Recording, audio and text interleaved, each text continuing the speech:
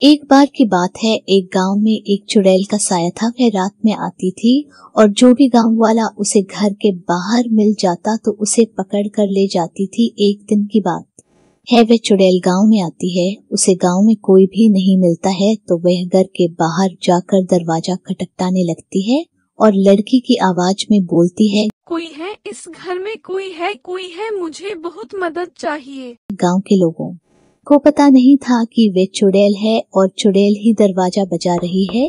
तो गांव वाले लड़की समझकर गेट खोल देते हैं।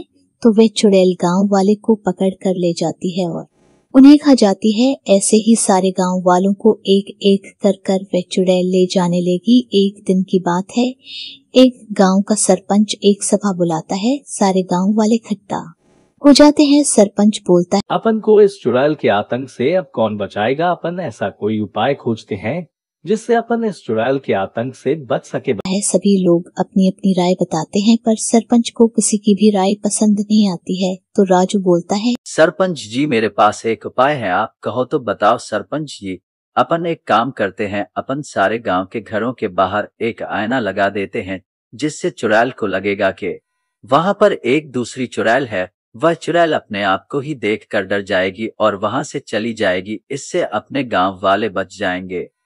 सरपंच और गांव के लोगों को ये उपाय पसंद आ जाता है तो सारे गांव वाले अपने अपने घर के बाहर आईना लगा देते हैं।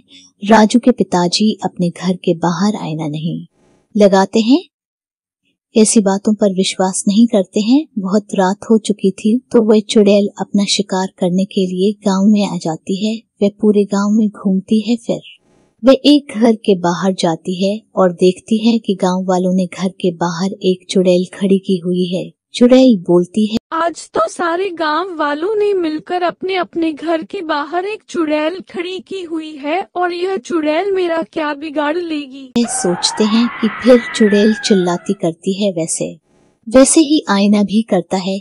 चुड़ैल देखती है कि ये दूसरी चुड़ैल भी बहुत ज्यादा ही ताकतवर है और ये मुझे मार देगी। ये सोचकर चुड़ैल पूरे गांव से वापस चली जाती है।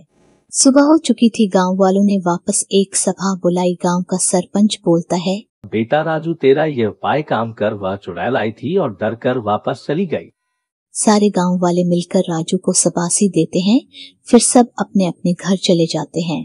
रात हो चुकी थी। रात को वे चुड़ैल आती है और वापस पूरे गांव में घूमती है।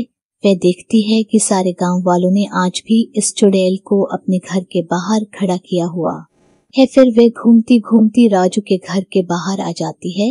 वे देखती है कि इस गांव वाले ने इस घर के बाहर चुड़ैल को नहीं खड़ा किया है तो वे उस घर का दरवाजा बजाने लगती है। फिर राजू के पिताजी घर का दरवाजा खोलने के लिए चले जाते हैं।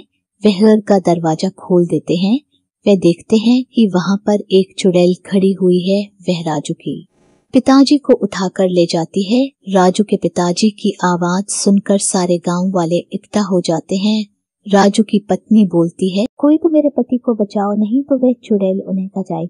फिर सारे गांव वाले उस चुड़ैल का पीछा करते करते चुड़ैल की गुफा में आ जाते हैं। वहाँ शोभा बोलती है कि चुड़ैल जी, आप मेरे पति को नहीं खा सकती, मेरे पति की जगह आप मुझे खा लो। वहाँ पर राजू भी आ जाता है। राजू पीछे से चुड़ैल के कपड़ों में आग लगा देता है।